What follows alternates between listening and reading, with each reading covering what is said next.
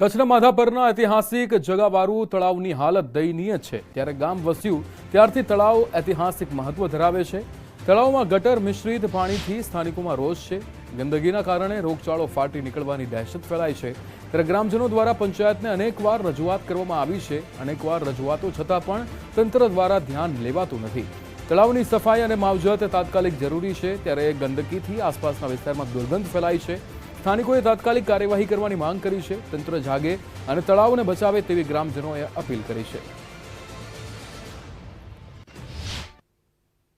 પરંતુ હમણાં છેલ્લા 15 વર્ષથી આ પાણીની જે આવમાં જે ગટરના પાણી એટલા દૂષિત રીતે અંદર આવે છે।